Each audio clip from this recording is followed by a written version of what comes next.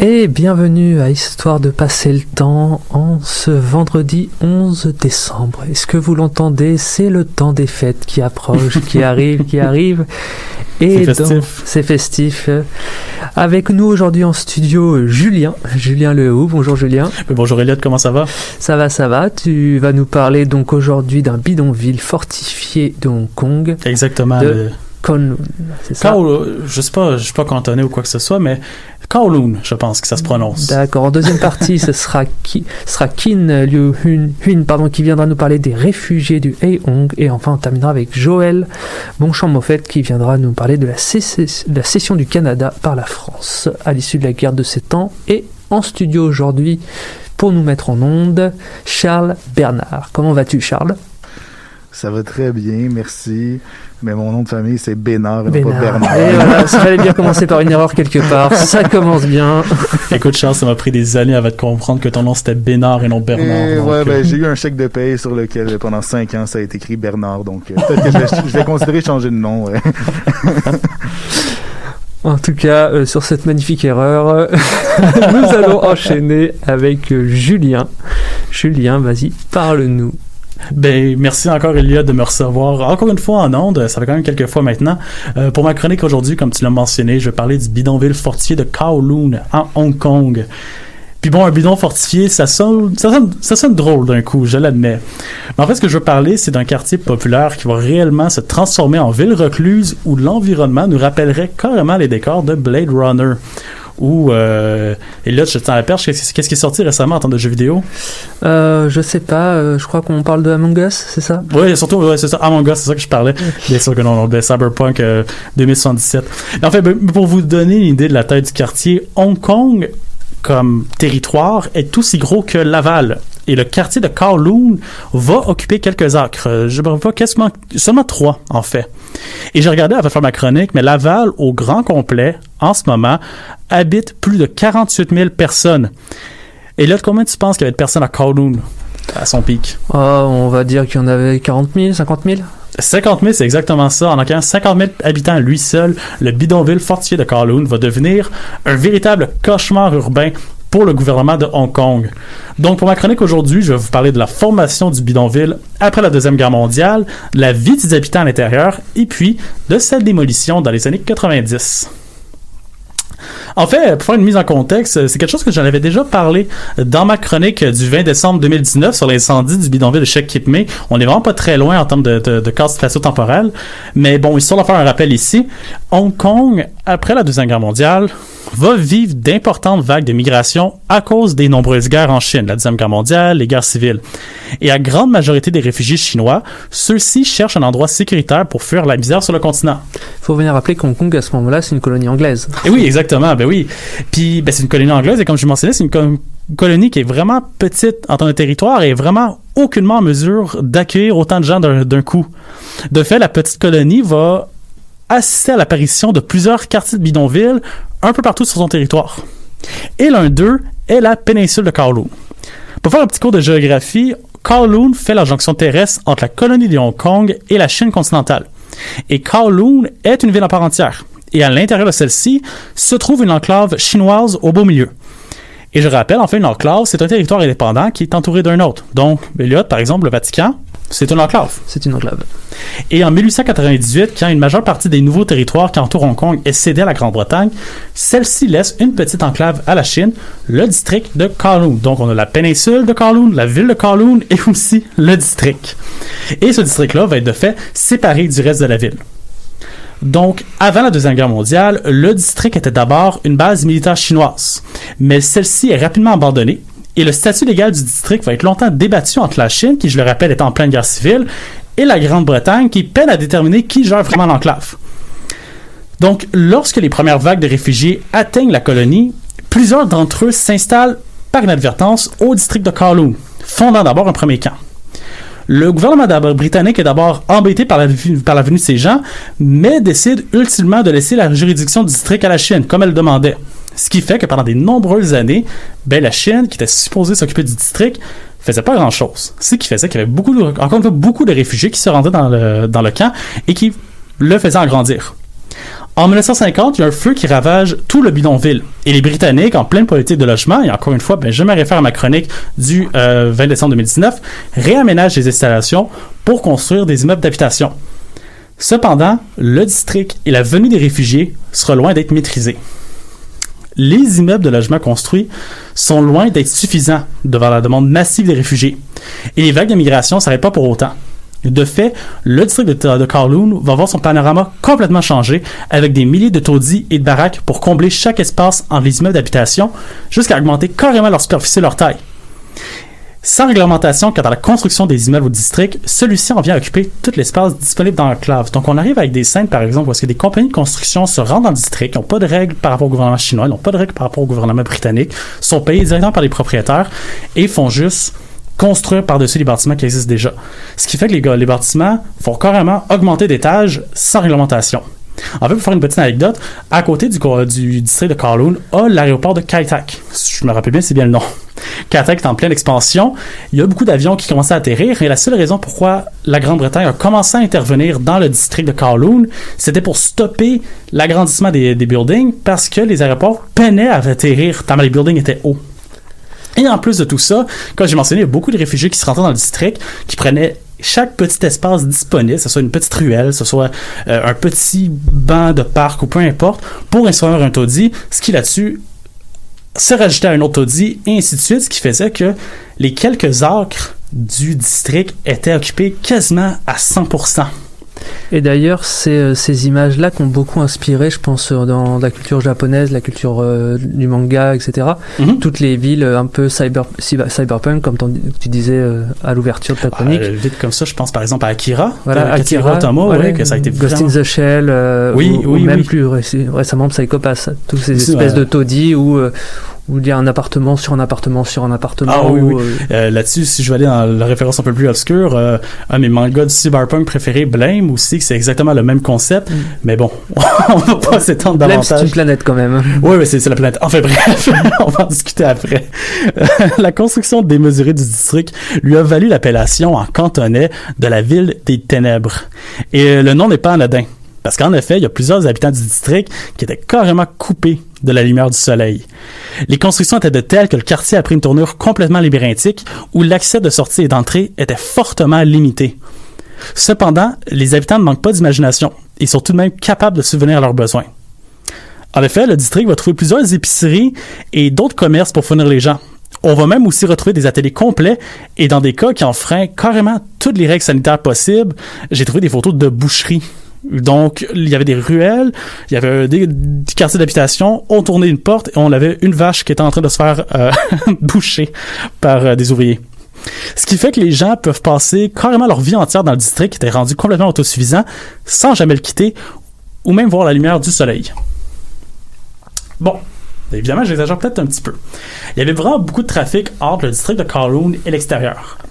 Seulement, ce trafic n'était pas nécessairement légal. Et on en revient en revanche à mon autre point, et c'est la criminalité. Le district de Kowloon étant une enclave dans la Grande-Bretagne et la Chine, se dispute constamment la juridiction, plusieurs criminels en profitent pour s'infiltrer et établir diverses opérations illégales. Et dans les faits, le district est carrément contrôlé par des bandes de triades qui gèrent des casinos, les différents trafics de drogue et les réseaux de prostitution. La criminalité est tellement présente que ces activités deviennent une part intégrale du quotidien. Selon le témoignage d'un habitant du quartier, il n'était vraiment pas rare de voir des prostituées et des drogués côtoyer les mêmes milieux que les prêtres et les travailleurs sociaux.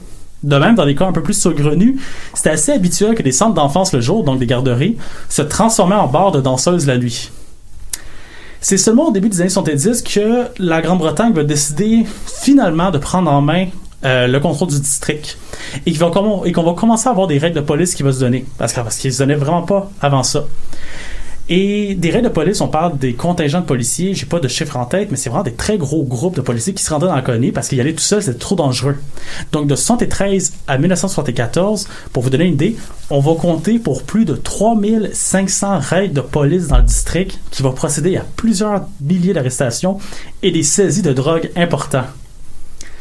Ce qui en vient que le district devient tellement un centre insalubre et dangereux pour le reste de la colonie. On est maintenant dans les années 80. l'existence du district devenait un vrai problème pour la colonie. Et en effet, tandis que le niveau général de vie à Hong Kong a drastiquement augmenté au cours des dernières années, que les bidonvilles ont été démantelés, que les réfugiés sont devenus des citoyens à part entière, le district de Kowloon est resté des années en arrière. Donc on est en 1984. La Grande-Bretagne et la Chine s'entendent sur les modalités de la rétrocession de Hong Kong en 1997. Mais en même temps qu'il y avait ces ententes-là pour Hong Kong, le sort du district est aussi décidé. Sa démolition est imminente. Parce que du point de vue de la Chine, on veut retrouver Hong Kong, mais on ne veut pas retrouver ce problème-là au complet du district. Et la Grande-Bretagne, qui va quand même garder Hong Kong pour les 10-15 prochaines années, veulent vraiment pas s'occuper de ce district-là. Oui, donc ça fait l'occasion, les deux pour une fois sont autour de la table des négociations et se disent c'est une bonne idée de nettoyer un peu tout ça. Pour une fois, les deux étaient d'accord sur un point. Donc, l'annonce officielle est faite en 1987 et le gouvernement hongkongais va planifier de convertir le district en parc public. Et au cours des années suivantes, les résidents restants vont se faire offrir une compensation monétaire en échange de quitter le district et de se relocaliser. Et à cet effet, c'est plus de 350 millions de dollars US qui sera distribué pour l'opération. La très grande majorité des habitants vont accepter la compensation monétaire et vont déménager pour d'autres centres d'habitation. Mais certains habitants vont toutefois refuser la compensation et vont être forcés à quitter le logement au cours des années en 91 et 92. Ça va être encore une fois des grandes opérations policières qui vont se rendre dans leur logement et qui vont faire sortir les habitants de force. Finalement, la destruction de l'immeuble se fait de mars 93 à avril 94. Et avec la construction du fameux parc quelques mois plus après, qui existe toujours et qui, je vous invite à regarder les images, c'est quand même un très beau parc. Donc, qu'est-ce qu'il reste du district aujourd'hui? Absolument rien. Les habitants ont été relocalisés pour d'autres centres, pour d'autres immeubles d'habitation, et le parc est maintenant un endroit très prisé du paysage hongkongais. Et tu me disais hors honte que la destruction avait été un peu ralentie à un moment? Oui, j'ai vu ça en fait. Entre la mise en destruction et l'éviction des habitants, une grande partie de Kowloon a été utilisée pour une compagnie de films, pour en faire un film qui a été filmé au cours des années 93. Je me rappelle plus du titre exact du film. Peut-être en nom, je peux faire une petite recherche sur Google. Je pense que ça s'appelait Crime Stories. Environ. Mais oui. Fait que ça a été ralenti à un moment. Puis c'est vraiment un très bon film d'ailleurs. Il y a beaucoup de films hongkongais qui ont été filmés à Kowloon, beaucoup de séries policières, des trucs de même. Donc si les gens veulent avoir une idée à quoi ça ressemble, ils peuvent aller se référer à ces films. Exactement, je vous conseille aussi, si vous êtes capable de le dénicher, il y a le livre que je me suis servi pour faire ma publicité sur Facebook, City of Darkness, qui est une espèce d'album photo de l'extérieur et de l'intérieur de Kowloon qui a été pris quelques années avant qu'il ait été démoli, et c'est vraiment fantastique à regarder. Ça fait des scènes assez insolite, disons. Est-ce que je peux intervenir? Bien sûr, Charles. C'est quand même vraiment intéressant. Moi, j'aimerais ça en apprendre plus sur les gens qui voulaient pas quitter, qui voulaient pas se relocaliser, parce que j'ai lu aussi sur la construction du canal de Panama. Puis ça l'a mené genre des gros débats entre les États-Unis puis le Panama puis les communautés qui habitaient dans la zone qui allait être inondée. Puis ne pas vouloir se relocaliser, là, c'est surtout dans ce district-là qui avait l'air d'être un lieu tellement difficile pour la vie des gens, mais il était tellement installé aussi que ça devait être complètement traumatisant de devoir quitter là, depuis vraiment plusieurs années. On parle de plusieurs dizaines d'années. Il y avait leur ville établie dans le fond. Il y avait des gens qui étaient là. Puis surtout, maintenant, on parle par exemple des personnes âgées qui n'avaient pas de famille. Vouloir être sorti, ça leur tentait pas. Ça leur voulait pas nécessairement partir. J'ai vu des photos des opérations policières pour sortir les gens. Puis c'était des opérations assez musclées. Il y avait des gens qui voulaient vraiment rester dans le district. Là, bon, on sait pas si nécessairement c'était des criminels qui voulaient rester là ou juste des gens, monsieur, madame, tout le monde qui voulaient rester là aussi. Il y a peut-être un petit peu des deux, j'ai pas de données là-dessus. Mais c'était des opérations assez intenses. C'est pas quelque chose qui se faisait à la légère. Puis ça devait être des gens qui avaient pas nécessairement les outils pour pouvoir aller s'intégrer dans un milieu économique d'ailleurs aussi, puis dans une nouvelle sociabilité. Oui, oui. Puis là, il y avait peut-être développé, enfin, il y avait leur manière de produire... dans cette zone-là où il y avait beaucoup d'économies qui étaient informelles, ben ils réussissaient à bien survivre avec leur capacité, mais là d'aller se relocaliser dans un nouveau quartier là, avec une nouvelle dynamique économique puis sociale, ça devient complètement traumatisant. C'est comme ça qu'on peut comprendre aussi pourquoi les gens veulent pas quitter des zones aussi difficiles pour les conditions de vie. Puis comme j'ai dit, Hong Kong à l'époque avait tellement changé en termes de paysage urbain que, comme tu mentionnes, pour ces gens-là, maintenant qui ont vécu la majorité de leur vie dans ce district-là, qui était autosuffisant, ça devait être vraiment comme être dans un autre pays. Bah, c'est un peu l'équivalent, tu arrives à Manhattan en 1820, t'as pas un immeuble qui dépasse 20 mètres et tu clignes des yeux et t'es dans Manhattan aujourd'hui, quoi. C'était à peu près ça. Oui, environ. Ah, merci beaucoup Julien, on va partir en Elliot. musique. Charles, qu'est-ce que tu nous proposes? D'abord, je m'excuse pour les gens qui ont commencé à nous écouter sur le live Facebook. La vidéo a peut-être été un petit peu étrange au début. Il y avait j'ai fait des changements très étranges de caméra, mais c'est parce que j'avais pas trouvé encore mes affaires. Donc oui, moi aussi, je fais des erreurs quand je suis à les régies, Julien. On va écouter Si les animaux pouvaient parler de l'artiste Gros Soleil. Merci.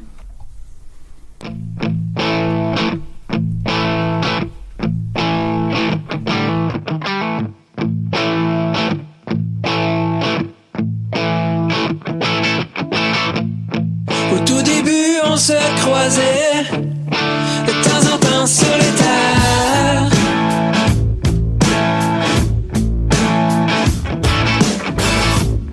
Moi je chassais, lui il cueillait, faisant chacun nos petites affaires.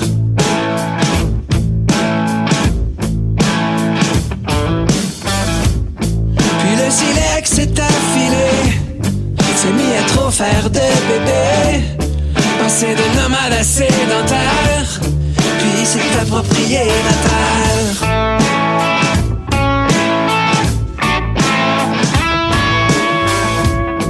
Et puis tout plein de nouveaux voisins sont mis à faire pousser du foin.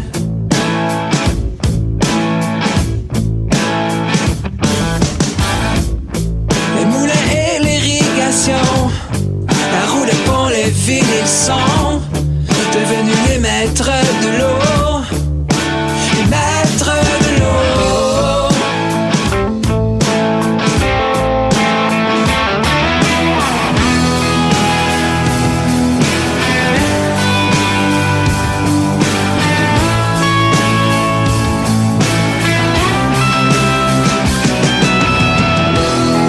Si tu 100 millions de requins, ils sont où mes planctons? Donne-moi de l'oxygène. Les humains sont cons. Les humains sont cons. Même toi.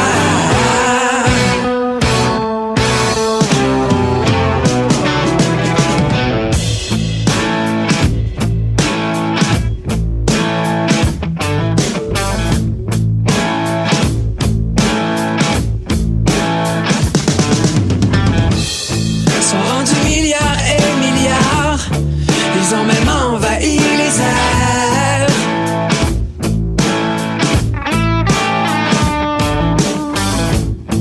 Ils ont inventé les dollars et des jets pour leur montgolfière.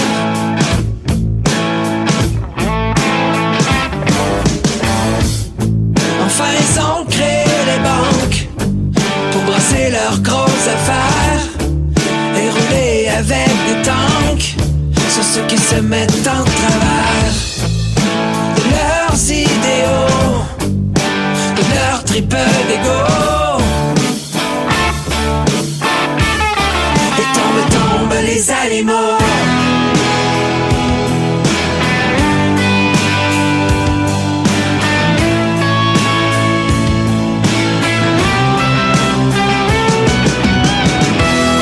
Je vois plus passer la lumière. Tes usines fument comme des dragons. Tu te fais des mitaines avec mes frères. Les humains sont cons. Tu laisses ton pays faire la guerre pendant que tu fumes sur ton balcon, puis que tu chies dans mes rivières. Les humains sont cons. Les humains sont cons. Même toi.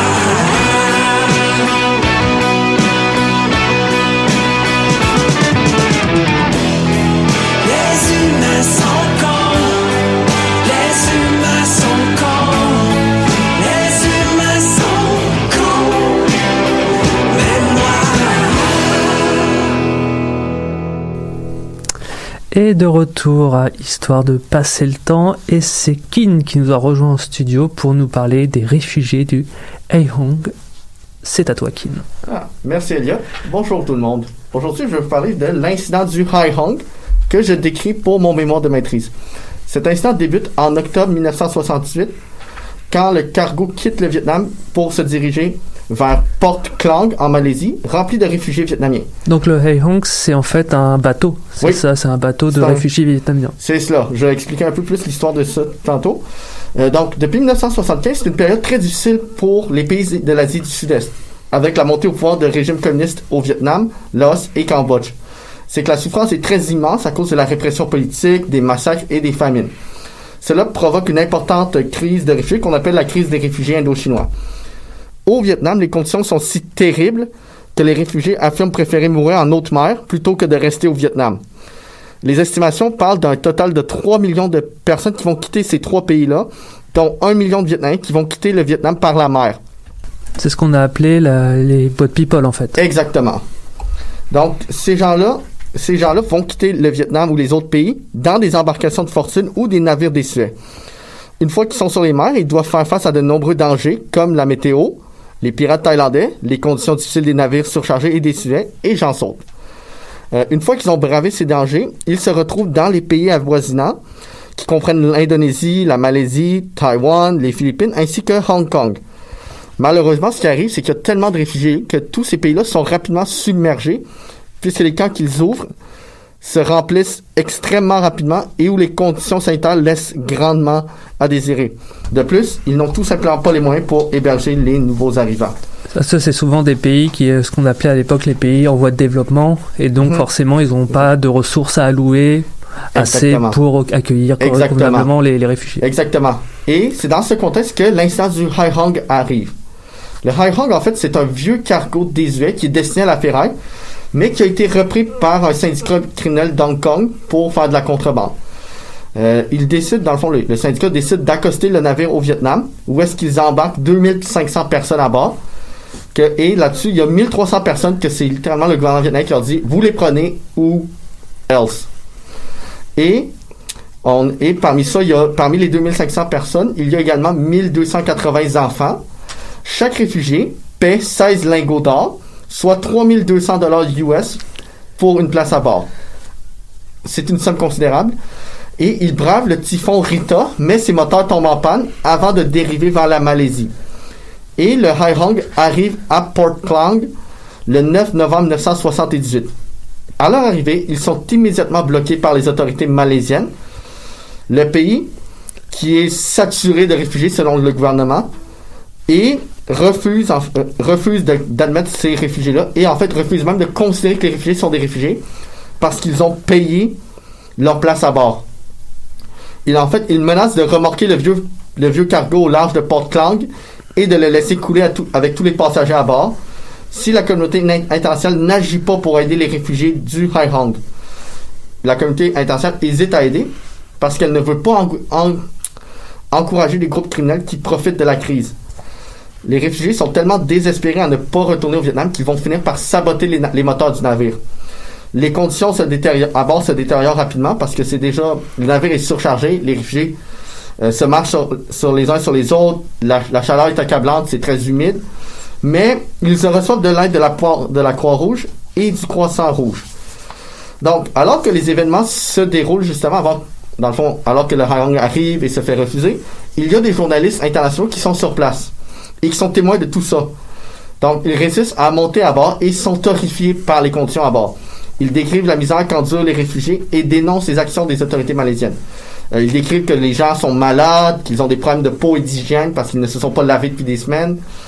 Et en fait, ils sont tellement entassés qu'ils n'ont même pas assez de place pour être assis à terre. Ça rappelle des choses plus récentes en Méditerranée, Oui. par exemple, de pays qui refusent des bateaux de réfugiés sous prétexte que, avec tous les guillemets du monde, il n'y a pas assez de place. Oui. Et c'est ça. Donc, en fait, les réfugiés sont malades, ils sont même pas capables de tenir debout. La pression médiatique se construit tranquillement au Canada.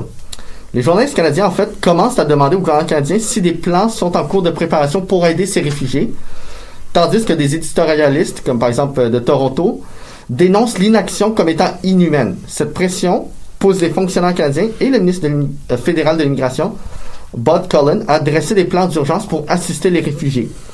Cependant, le moment décisif est le 15 novembre 1978, quand Jacques Couture, ministre de l'Immigration du Québec, annonce que l'Assemblée nationale du Québec a voté à l'unanimité de demander à Ottawa d'accueillir des réfugiés du Hai Hong pour que le Québec les prenne. 2 jours plus tard, le gouvernement québécois annonce publiquement qu'il prendra minimum 200 réfugiés du Hai Hong, ou 30% des réfugiés, si ce pourcentage dépasse 200 personnes. De plus, quand l'Alberta tente de négocier les conditions pour qu'elle accepte 50 réfugiés, le Québec Couture déclare que le Québec est prêt à les accepter sans aucune condition. Cela, notamment grâce à l'opinion publique qui est scandalisée par l'Alberta. C'est une campagne de pression médiatique, en fait. Ouais. Le Québec veut faire pression aussi sur l'Alberta en disant, regardez, nous, on accueille, on met pas de conditions. Et c'est ça. Et l'Alberta finit par revenir sur sa décision face à l'opinion publique et des médias qui la critiquent sévèrement. Mais tout cet incident-là, la chicane Alberta-Québec, fait prendre conscience de l'ampleur de la crise des réfugiés vietnamiens et indo-chinois parmi la population canadienne. Et Cullen, en fait, considère que les efforts du Québec, les déclarations du Québec, c'est en fait le premier grand geste concret au Canada pour sauver les réfugiés. Une équipe de 3 fonctionnaires fédéraux et 1 fonctionnaire québécois est mise sur pied pour diriger l'intervention. Ils doivent empêcher les Malaisiens de remorquer le navire et de mettre sur pied un plan si impressionnant, si fort que ça inspire d'autres pays à suivre les efforts canadiens. Ils calculent que le Canada doit prendre 600 réfugiés au minimum pour faire un impact majeur. Dans l'urgence, leur plan outrepasse le cabinet du premier ministre et les équipes de fonctionnaires, en fait, sont préparées avant même que le plan soit approuvé par le cabinet. Le 18 novembre 1978, Cullen annonce publiquement et officiellement que le Canada va prendre 600 réfugiés du Hai Hong. L'équipe de fonctionnaires, tellement qu'ils ont agi vite, est déjà en Malaisie en train d'attendre le message de Cullen. Et, donc, dans le fond, l'équipe qui est déjà sur le terrain est rejointe par du personnel de la GRC et de Santé Canada. L'équipe et tout leur matériel sont envoyés en urgence. Mais, à leur arrivée, ils font face à l'hostilité des autorités malaisiennes qui n'approuvent en fait pas leur présence, ni leur travail, et leur font énormément d'obstructions. Les Malaisiens refusent catégoriquement de laisser un seul réfugié du Hai Hong mettre pied sur le territoire de Malaisie, disant que leur territoire est déjà saturé. Et ils vont faire énormément d'obstructions pour les Canadiens. Par exemple, ils confisquent les jumelles des Canadiens quand ils tentent d'observer ce qui se passe à bord du Hai Hong. Ils refusent de transporter le matériel nécessaire pour faire les entrevues. Ils veulent même pas laisser les Canadiens faire les entrevues de sélection sur le sol malaisien. Ils les obligent à faire ces entrevues-là sur le Brinchang, un des mineurs, à la place. Et même le capitaine du Brinchang refuse initialement même qu'on laisse les Canadiens installer une génératrice pour alimenter les dactylographes canadiens. Et il finit par leur accorder le droit, mais ils doivent installer la génératrice dans une partie exposée du navire, complètement exposée à la pluie torrentielle. Un des fonctionnaires, en fait, Ian Hamilton, réussit à faire démarrer la génératrice en plein orage, heureusement. Et finalement, le début des entrevues, en fait, est retardé de 6 heures, la première journée, parce que les Malaisiens retardent le départ de la navette entre le Hai Hong et le Brinchang, sans jamais donner de raison. En fait, ça, c'est un exemple limité de l'obstruction malaisienne. Pour des contraintes de temps, je ne les ai pas tous mis. Le but ici vraiment des fonctionnaires malaisiens, c'est que rien ne filtre, que personne du bateau ne mette ne serait-ce qu'un orteil sur le sol malaisien. Ouais, ou du moins réduire le temps qu'ils vont mettre leurs pieds sur le sol malaisien. En plus, l'équipe canadienne, eux autres, justement, ils doivent en plus faire face au climat local. Mais entre la pluie battante, l'humidité accablante et le soleil brûlant, les fonctionnaires canadiens persistent malgré tout dans leur tâche d'interviewer et sélectionner les réfugiés qui vont être secourus par le Canada. Et malgré toutes ces difficultés, ils réussissent à le faire. Ils travaillent en fait d'arrache-pied pendant 3 jours à choisir les réfugiés éligibles. Et au bout de 3 jours, ils vont choisir 604 réfugiés. De plus, le premier vol arrive à la base militaire de Long Point, à Montréal, le 25 novembre 1978, soit 16 jours après l'arrivée du Hai Hong en Malaisie. Je voulais savoir, Kin, Charles a une question. j'avais une question. C'était quoi est-ce que tu sais ça va l'air de quoi les critères pour sélectionner les malheureusement, je ne les ai pas trouvés, mais généralement, ils sélectionnaient des familles, des gens qui parlaient préférablement les langues comme l'anglais et le français. Ouais, ok, ouais. Mais éventuellement, je vais en revenir à ça plus tard. Ok. Mais c'est ça. Donc, dans le fond, c'est ça. Des vols subséquents sont menés le 25 novembre. Le premier est décembre et le dernier vol se passe le 5. Et malgré le court délai, le Croissant Rouge réussit même à leur trouver des vêtements chauds malgré le court délai. Et dès que les réfugiés arrivent au Canada, ils sont pris en charge par des autorités, des bénévoles et des groupes de charité, tandis que les médias canadiens rapportent positivement la nouvelle. Quand ils arrivent, là, il y a des denrées, des vêtements, ainsi que des aidants qui les attendent à leur arrivée pour les aider à recommencer leur vie au Canada. Ils sont même accueillis par le ministre Cullen et le ministre Couture à leur arrivée, avant de recevoir leur résidence permanente et un séjour à l'hôtel où ils pourront enfin se reposer et profiter de confort bien mérité. Notamment, ils ont pu se laver pour la première fois depuis le départ du Vietnam, le Hainan qui n'avait pas les installations requises, et les Malaisiens refusant même de laisser les réfugiés se laver sur leur territoire avant leur départ. Et quelques chiffres quand même importants à savoir. Durant tout l'incident, seulement 4 réfugiés sont morts. 2 sont morts durant le périple. Un après leur arrivée en Malaisie. Et la dernière, c'est tragique, c'est une femme qui décède dans une chute peu après qu'elle a été acceptée pour venir au Canada. La pire blessure est un bras cassé dans une chute.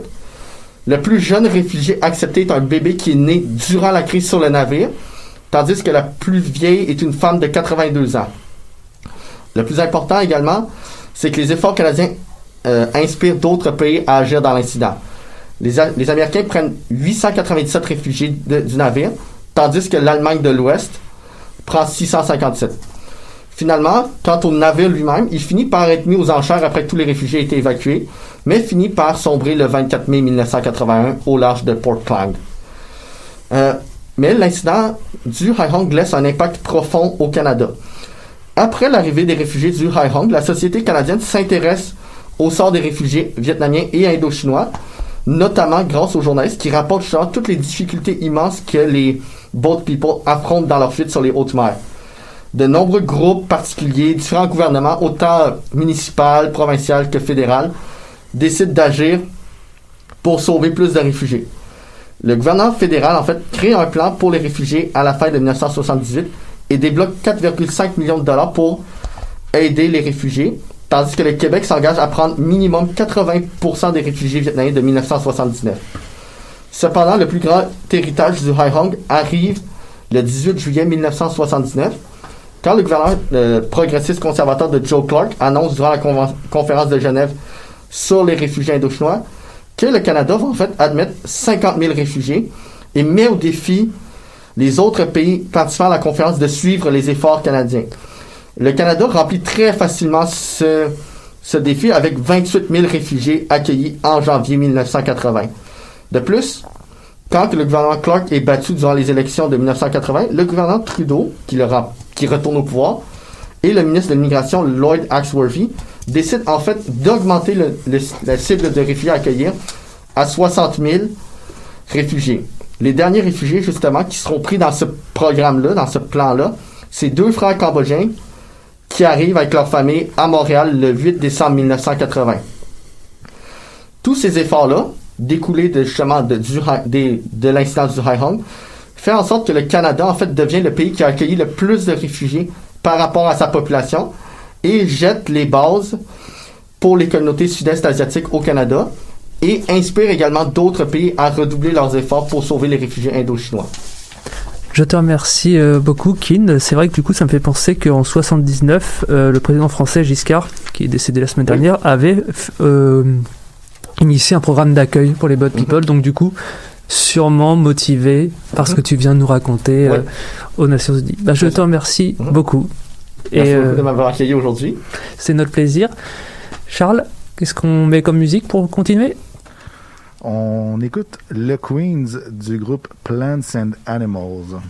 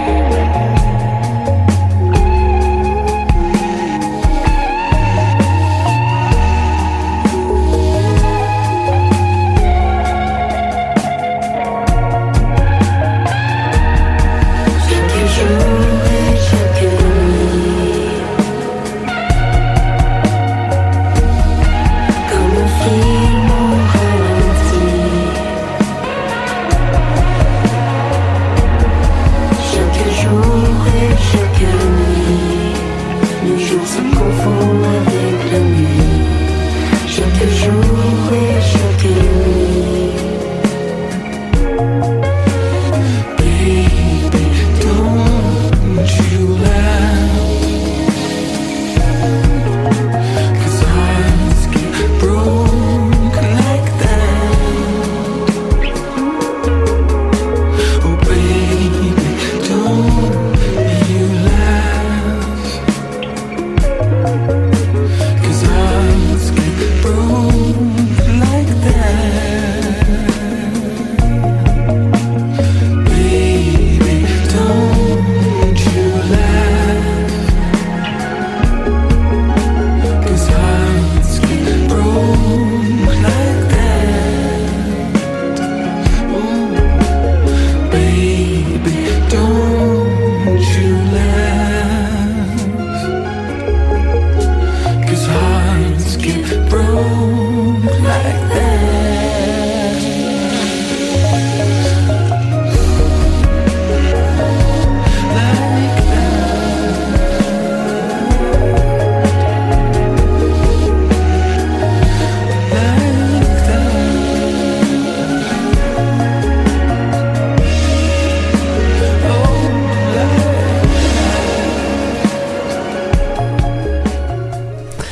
Et de retour pour cette troisième partie d'Histoire de passer le temps avec un habitué, Joël Bonchamp-Moffett.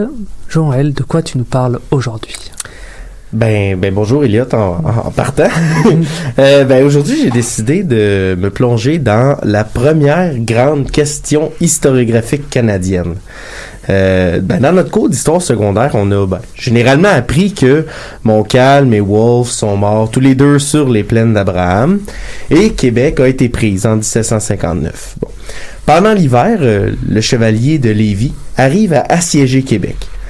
En attendant l'arrivée des premiers navires de renfort français, malheureusement, au printemps, quand le fleuve dégèle, ce sont des navires britanniques qui arrivent en premier.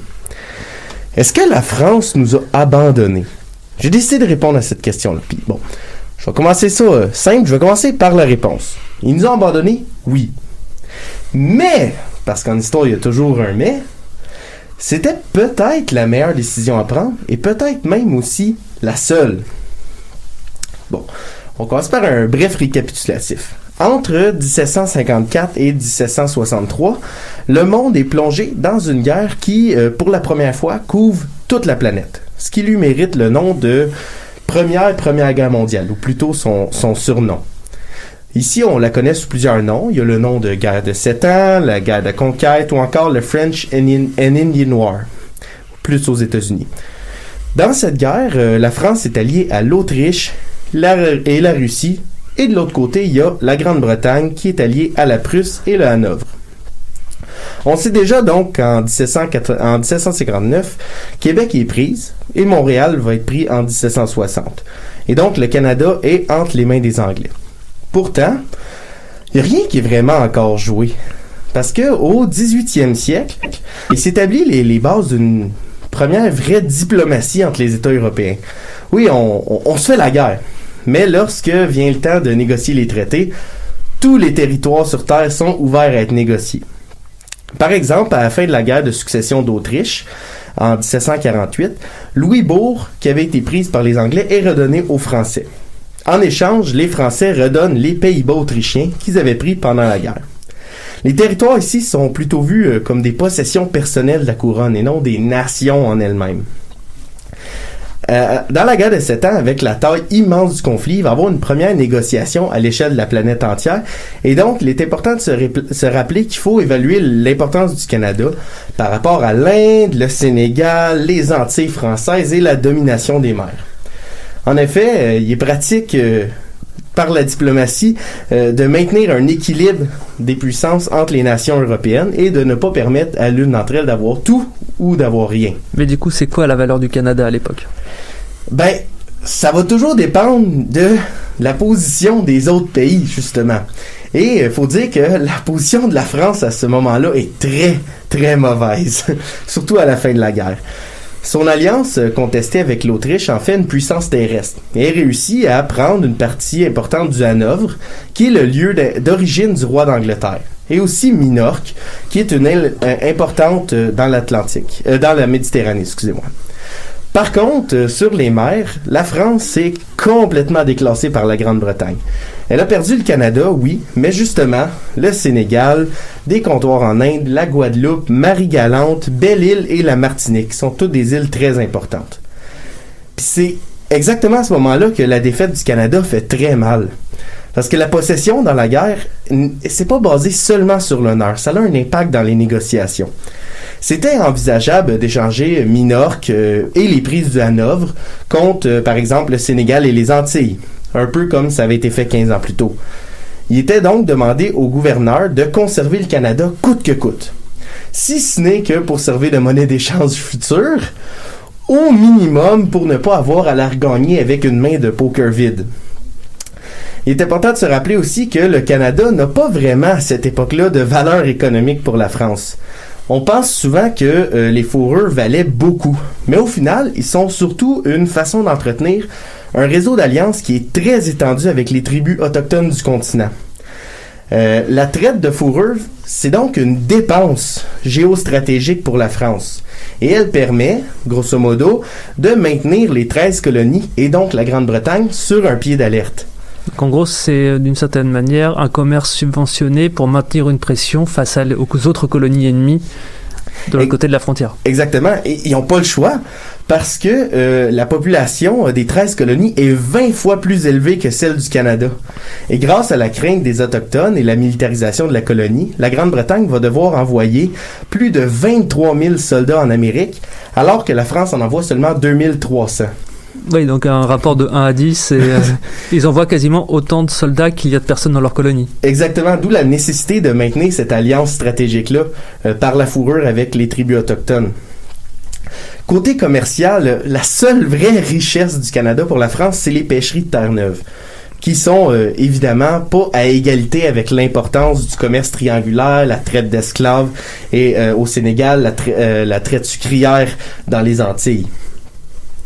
Le duc de Choiseul va prendre la tête de la diplomatie française en 1760 et tente de proposer une négociation pour la paix. Une négociation qui serait arbitrée par l'Espagne, allié traditionnel de la France.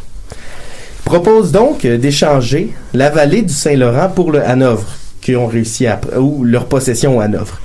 Mais ça va être refusé par William Pitt, qui est le premier ministre britannique et qui est aussi un homme du camp des Faucons, ceux qui préfèrent la guerre. La Grande-Bretagne est en avance. William Pitt n'a aucun désir d'arrêter la guerre à ce moment-là. William Pitt fait donc une proposition à Choiseul entre deux choix. Rendre la Guadeloupe l'île de Gorée, qui est au Sénégal, ou bien encore rendre la partie du Canada qui est au nord des Grands Lacs. C'est de là que vient l'idée qu'on a souvent entendue du Canada contre les Antilles. Et cette idée-là va devenir le nerf de la guerre de la négociation. Parce que la noblesse britannique est tentée de conserver les Antilles, parce que les Antilles, c'est des îles à sucre très payantes. Et parce que, de toute façon, avoir les Antilles, ça ne réglerait pas la question autochtone, ni non plus la question de la présence française qui est encore en Louisiane. Benjamin Franklin, de son côté, est plutôt de l'avis de conserver le Canada. Selon lui, avoir plus d'îles à sucre ne ferait que diminuer le prix du sucre. Évidemment, de la part d'un colonial qui vit dans la peur des Autochtones et des miliciens canadiens, le fait de repousser la frontière plus loin sécurise la colonie et peut mettre à terme permettre plus d'échanges avec le commerce, les 13 colonies et la Grande-Bretagne. Choiseul fait un coup de maître et choisit de publier l'entièreté des négociations secrètes en 1761 pour convaincre l'opinion publique anglaise du bon vouloir de la France et de l'antagonisme de William Pitt. Oui, c'est un peu du Snowden avant l'heure, quoi. Oui, c'est ça exactement, Twitter. Et ça fait que le conflit devient très public et la sauvegarde du Canada devient de plus en plus discutée par la population. On connaît bien évidemment la réplique de Voltaire qui, par la bouche de Candide, dit entre guillemets Vous savez que ces deux nations sont en guerre pour quelques arpents de neige au Canada et qu'elles dépensent pour cette belle guerre beaucoup plus que tout le Canada ne vaut. Encore un rappel de la faible valeur économique du Canada. Est-ce que ce serait une opinion qui serait répandue en France ou est-ce que Voltaire ressent plutôt le besoin de le mentionner justement pour influencer l'opinion publique? C'est une question qui se pose. C'est difficile à savoir. Peut-être un certain mélange, comme c'est souvent le cas. Il y a quand même plusieurs chambres de commerce de grandes villes maritimes en France qui vont encourager les autorités à reprendre le Canada, comme La Rochelle, Saint-Malo, Marseille et Bordeaux. Ils mettent de l'avant l'importance des pêcheries et de la valeur stratégique du Canada, justement. Mais à part Marseille, il semble pas y avoir aucune préoccupation pour les Autochtones alliés ou les Canadiens eux-mêmes, qui, de toute façon, ne sont plus considérés vraiment français par beaucoup d'habitants en France. On voit aussi souvent cette plainte que la perte du Canada serait surtout la perte de la supériorité des mers et qu'on laisserait la priorité aux Britanniques pour tout le commerce. Alors qu'en fait, les Britanniques sont déjà beaucoup plus installés que les Français à l'époque. Donc, est-ce Évidemment. que ça aurait vraiment changé quelque chose? Non, c'est ça. Et puis, il convient de s'interroger vraiment sur la priorité qui est donnée au Canada. Est-ce que c'est une valeur stratégique? Est-ce que c'est une valeur économique? Choiseul, pour lui, est-ce que, comme c'était un maître de la diplomatie, est-ce qu'il était vraiment pour la conservation du Canada? C'est quand même le maître de la diplomatie à ce moment-là. C'est difficile de croire qu'il serait tombé dans la question de l'honneur avec un grand H. Il aurait certainement pas détesté de voir le Canada conservé par la France.